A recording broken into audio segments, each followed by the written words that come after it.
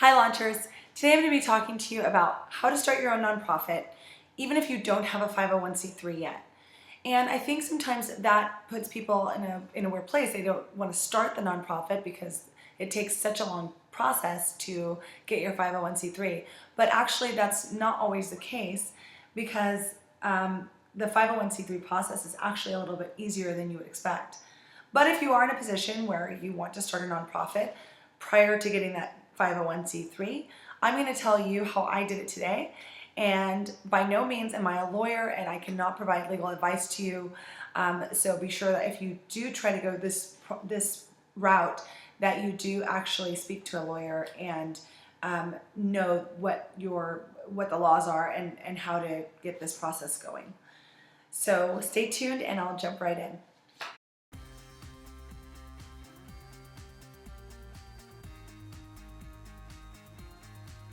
So you have an idea, it's amazing, you think you can change the world and you want to get it started, but it does run under a nonprofit sort of organization. So you don't really know where to start and you're like, I want to get this program going. I know it could be something amazing, and so you are looking at where to get started. And today I'm going to share with you how I got started. Do your research. It's huge and it does make a huge difference in it makes a huge difference in how you market yourself. It makes a huge difference just knowing what's out there and what's already available in the vein that you're trying to work within. And it will save you a lot of time later when you're going to apply for your 501c3. The second thing you're going to want to do is talk to people you trust. This was the key thing that helped me when I was developing my idea for Launchpad and trying to find a good place for it to fit into the scheme of youth services. And after speaking to a few people, I ran into someone who really loved the idea. They were president of an organization and she suggested that I come and start the organization as a project, which is huge because I had never thought that I could start this program without, being a 501c3. That brings me to my third point. So my third point is start as a project under another organization's umbrella if you can. So what I did was I worked as a project for a while under another organization that was focused on community impacts, youth, and looking to kind of add another area to their organization already. And mine just happened to fit in well with what their mission already was. And if you can find an organization like that, you will be able to use their 501c3 to accept donations and to really kind of see if your organization will work kind of as a trial period.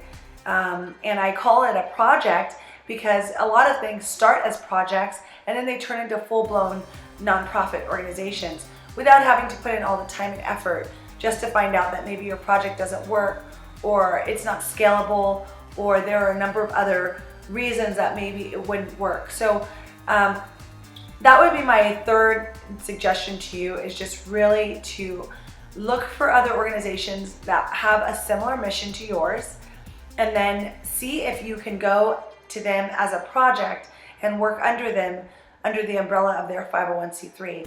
And that's really the best way to get started, because then it allows you to start your project and work out all the kinks before you go into a full-blown nonprofit organization. And I think that was probably one of the best things that helped me when I started. So this is just my way of how I started Launchpad without a 501c3. And I think that it's very valuable, it's very helpful to a lot of other nonprofits that want to get started, but you may not have, the process for a 501c3 could take up to about a year. It was very short for me, and I will have another video on how you can actually start your nonprofit and what that process looks like. But for now, I just wanted to get something out there to say, if you have an idea or a vision or a mission that you want to accomplish, but you haven't yet started your nonprofit process, then you can go under the umbrella of another nonprofit and use their 501c3. And we worked with an organization or foundation locally that that took all the payments and was basically our fiduciary agent. so that we didn't have to worry about the funding aspect since we couldn't provide the 501c3 exemption. That made the process a little bit longer, and you'll have to add that into your time frames for providing services. What I found with my process was that the 501c3 exemption actually went back a full year to the first of the year, even though I didn't receive my tax exemption status until mid-year June. Basically, those are the three tips I have for starting your nonprofit before you have a 501c3 status. So first off, research. Do a lot of research to find out if there are organizations out there that are very similar to yours, and if they are, you want to find where you differentiate. The second thing you want to do is make sure you talk to people that you trust and get their ideas, get their opinions, find out about other organizations that are very similar to you that may be interested in having you on as a project or taking your idea on as a project. And then third, you want to try to partner with an organization to work as a project and under the umbrella of their 501c3. That way you're protected. They're allowing you to use your project as a project that could potentially grow into something.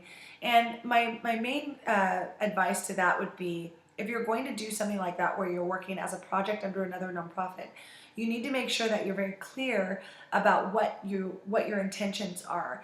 That your intentions are to become a full-fledged nonprofit, and that you'd like to, as a trial, work this program as a project under the nonprofit that you're seeking the 501c3 status under. And then lastly, definitely from day one, be working on your 501c3 status. So even when you're doing your research, start working on your 501c3 status. Start getting your board together, start doing the things that are necessary to apply for your 501c3 status, and then move on to step number 2 and step number 3, which is talking to people you trust and partnering with an organization as a project. So that by the time you're able to complete your project, you're actually rolling right into your 501c3 status, because people will start to learn about your organization and they'll like it, hopefully. And then they'll also be looking for your organization so that they can give to it. And there will be a little bit of a transition piece there. You'll have people writing checks to certain organizations along with your own, and then you'll have to switch that over. But that was a very minor change. But yes, be sure to be very clear about your intentions with these organizations. And again, like I said, I am not a lawyer. I am not giving legal advice to you. You will still need to do your research, and you'll still need to check in to make sure that you're doing everything appropriately, both with the organization and potentially with a lawyer, even just one meeting to make sure that the way that you're going about things is correct under IRS rules. So that is my advice, and I hope you really enjoyed this video. Thank you so much for tuning in to watch Founder Friday. And don't forget, there's no limit to your spark, so get out there and create something amazing. Thanks for watching.